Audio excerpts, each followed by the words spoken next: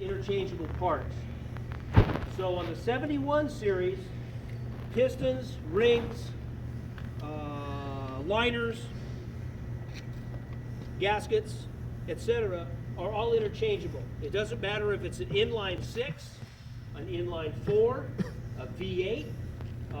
They've also made a V12 of this version as well. V6. What's that? They made a V6 too. Yeah, they do a V6. So they make all kinds of these things. They're still out there. You'll find them. The EPA hates them because they're two-stroke. 6V. The blower up on the top, it provides the air for this thing to breathe. This engine will not run without that blower. Because what that blower does is it pressurizes the block. If I take off these covers, these inspection covers off the side, these covers right here, I can look inside the block, and what I can see is I can see the piston coming down past the holes in the liners. We showed you that yesterday. So what they do is they pressurize the block. On a two-stroke engine, every time it comes up, it fires, just like chainsaw. So we have to get air into those things. The valve train on the top is nothing more than exhaust valves, and they feed out of the heads just like everything else does. So when we start this engine up, the blower will pressurize the block. When the piston comes down and uncovers those ports in the cylinder, uncovers those, that air rushes into the cylinder that's pressurized in the block. The exhaust valves are open. Remember that scavenging thing we heard about on the video when I've talked about it? That air going into those cylinders pressurizes the cylinders and helps to push the exhaust gas out the valves. Therefore, out the zoomies. The zoomies don't do us a whole lot of good except make a whole bunch of noise, because the cylinders on these, or the ports, are actually oval. So those zoomies are actually covering up about half of the port. So are we going to build any horsepower? Nah, but it sure looks and sounds really nice. This is the one that I fired this thing up one day, and the cops come zipping in the yard. They want to know what we were doing because they got a call for excessive noise. I said, I'm just teaching diesel engines, all I'm doing. That's it. Fuel system on this one is very similar to what you'll find on the two cats on the inside. We have to set the height of the injector to do that.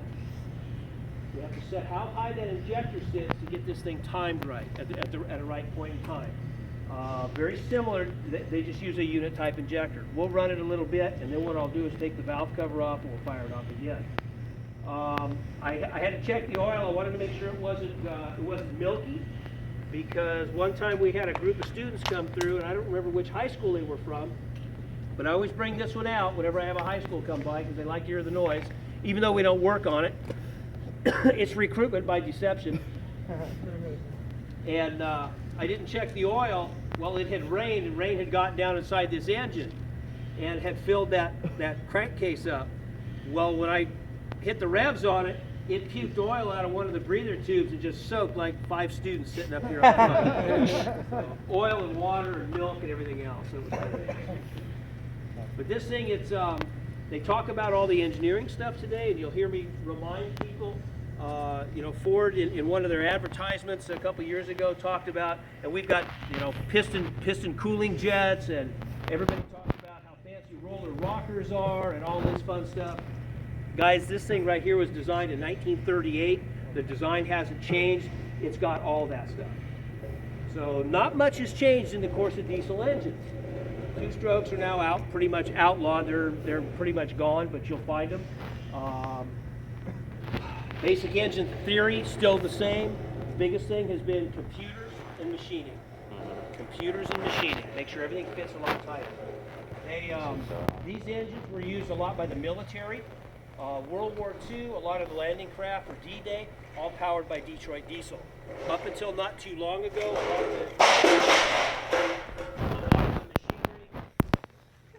that the Marines used, a lot of the vehicles that the Marines used, they were all powered by two-stroke of some type. They've been used in tanks, they've been used in landing craft, they've been used in trucks. This one came out of a garbage truck, I believe. It's just been here since I've been here, and it's been pretty much shot. We've had the heads off of it The head gaskets are kind of cool because everything seals with O-rings, but around the head gasket is just the fire ring, the metal ring from the head gasket. So if I want to buy a head gasket set for this, I just make sure I have the O-rings, and I would just buy 8 of those fire ring sets. I don't have to buy a whole gasket. If I had a 6-cylinder, I just buy 6 of those. So it all depends, because it's a 71 series. Okay, let's make some noise.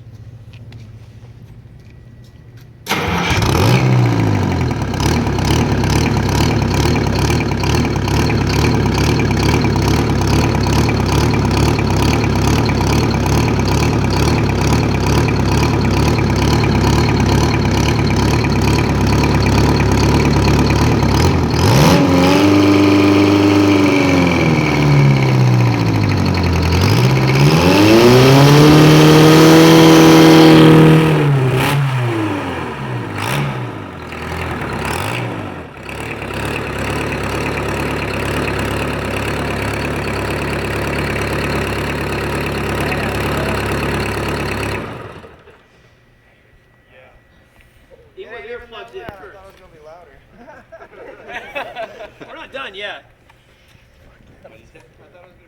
So how do I shut this engine off? Shut the fuel off. Gotta cut the fuel.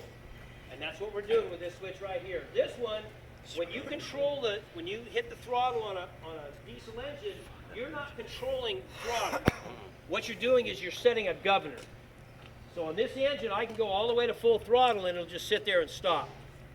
These engines are prone to runaway. When they decide to run away, it's all over with. If they get any kind of oil leak on the inside, and they start sucking oil into the combustion chambers, oil will burn, produce a pretty good BTU, and then when it does, they just start screaming. They just start up and running. They had one go haywire in here at one point in time, and the doors were only opened up so high. Well, there was a smoke level, exactly the height of how high they had the door up in the shop. You couldn't even see through it. It was just not. So on these, in order to keep from running away, you can shut the fuel off, but they're still getting fuel from the oil. So they had a lever on them that you control from the inside of the cab of the truck or the tractor. And when you pull this, it throws a trap door down and shuts the air intake off. May not shut it completely down, but it won't let it kind of slow it down so you can break some, get some fuel lines broken out of it. On the inside,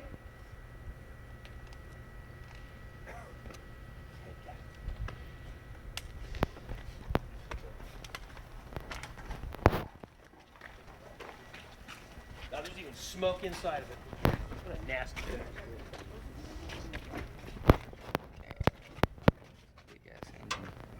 We'll pull this one off too if we want. All right. This is what holds them on? Yep. That's pretty cool.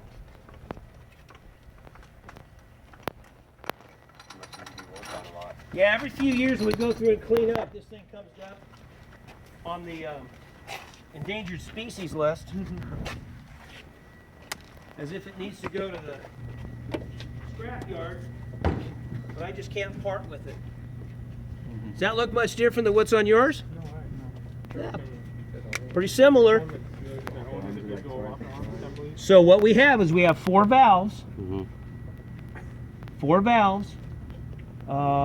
2 push rods per cylinder, 2 rocker arms per cylinder, and all the valves that we're opening up are all exhausts. These tubes right here feed the injectors. There's a center rocker arm. That's the one that builds pressure on the injectors. All those crossover tubes, they're either picking fuel up and taking it to the injector, or they're taking the excess fuel that the injector doesn't use and sending it back to tank. The injection pump itself is buried underneath here, and it's just a little gear pump is all it is. So that gear pump's going to pick fuel up from our little fuel tank, run it in. It's going to send it through the head. It's going to send it down through the head. So if it picks it up here, it's going to run it down. There's probably 2 caps on the back.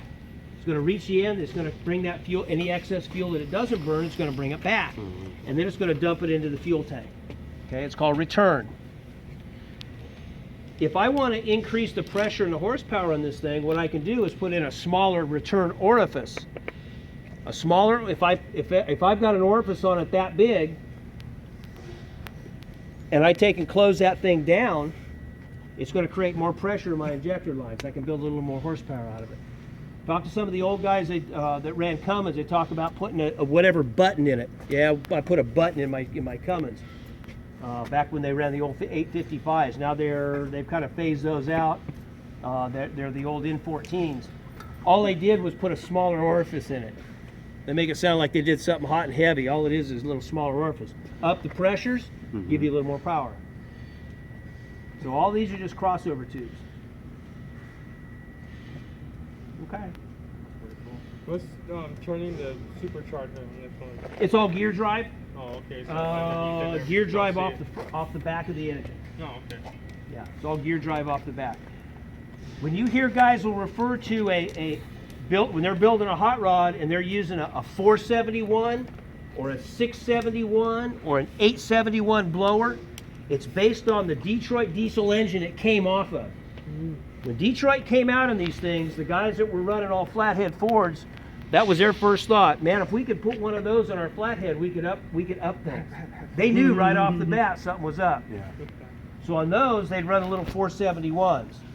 If you're running an 871 blower, this is about the size that you're running. The common one to run is a 671. Just doesn't put out quite as much air, So takes a little less horsepower to on turn. the cylinders, right? You're saying the 6 for the 6 What? cylinder, 8 for the 8 cylinder? Yeah. Okay. Yep. So if you've got a 471 would fit a 4-cylinder 71 series engine like this one. So that's where that number came from. So if any of you have ever gone through the hot rod magazines and you see where they put a 671 blower on a small block, that's what they did. So yeah, somebody got ingenious on that. And I have a little 471 sitting on top of a cabinet over there. I can drag out and have you look on the inside. Yeah. I used to have an adapter for it, and I turn it with a 1/2-inch drill, and we try to get it to elevate, but I could never get it to do that. Okay, we're going to give her one more shot. We'll take a look at things on the inside. I'm not going to wrap it up real high. You can see everything moving and